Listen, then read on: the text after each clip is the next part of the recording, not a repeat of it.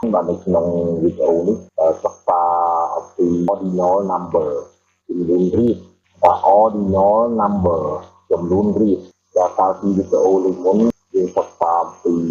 ordinal number ចំនួនរាប់យើងរាប់1 2 3អញ្ចឹង1 2 3ឥឡូវនេះនៅក្នុងវីដេអូនេះ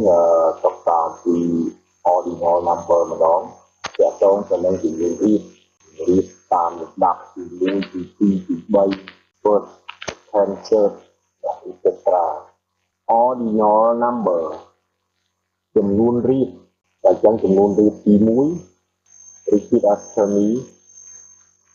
first here first ទី1 next second here second ទី2 next third here third ទី3 four here four ទី4 next fish here fish ទី5 next fish here fish ទី6 seven here seven ទី7 next eight here eight ទី8 next nine here nine ទី9 next ten here ten បាទវាមានសម្លេងសឹកបាទនៅខាងចុងសម្លេងអក្សរសឬក៏សូជា phonetic symbol ជា consonant sound ten ទី10តកតងទៅនឹងចំនួនរៀបនេះចំនួនរៀបទី1ទី2និងទី3នេះគឺវាមានពាក្យដោយឡែកពិសេសមួយខុសពីចំនួនផ្សេងទៀត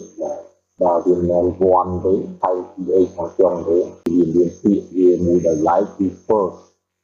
ហើយចំណែកទី2វាមាន second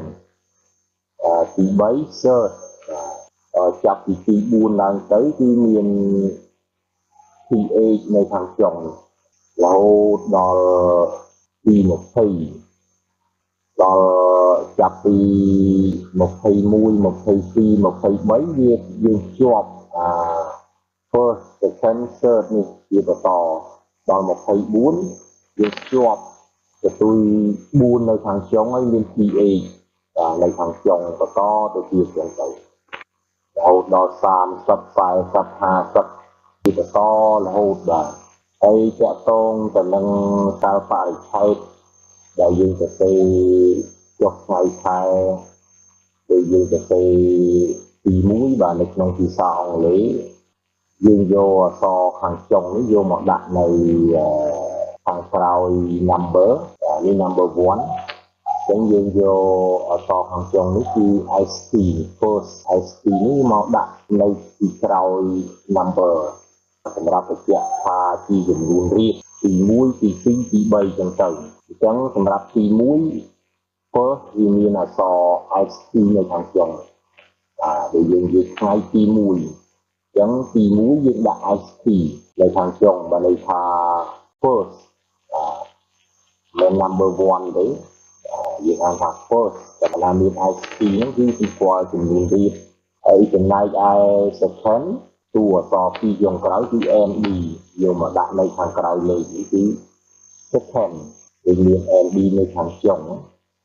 នៅខាងក្រោយលេខនេះហើយលេខថាទី2ដល់ទី3យើងយកអក្សរ RD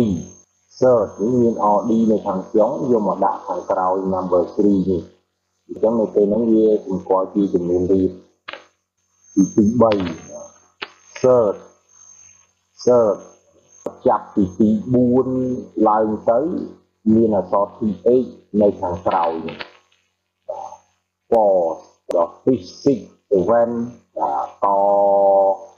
រ ហូតរៀងទៅចឹងគឺយើងយកអក្សរនៅខាងក្រោយ TA នេះយកមកដាក់ខាងក្រោយ number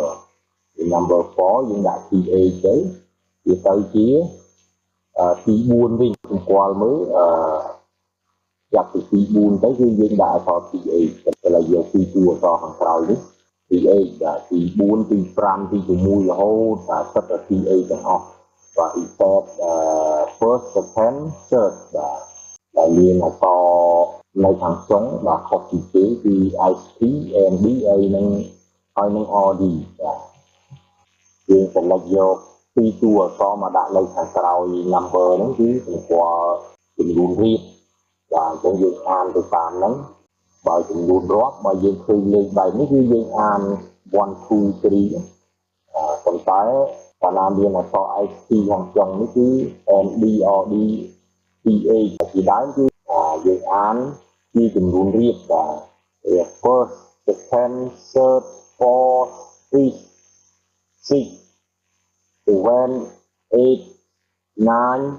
10បើអញ្ចឹងនៅក្នុងទំព័រនេះមានតែប៉ុណ្្នឹងឥឡូវចូលដល់ទំព័របន្ទាប់ទៅទៀត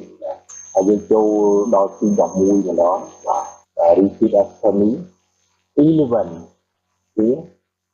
11ទី11ទី11 next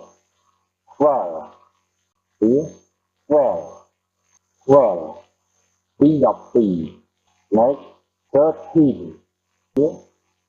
13ទី13 next 14គឺ14ទី14 okay the last one 15គឺ15ទី15អូខេដល់តហើយតងនឹងចំនួនរៀបដល់ចាប់ពីទី1រហូតដល់ទី15ចប់សូមបងប្អូនរងចាំទស្សនា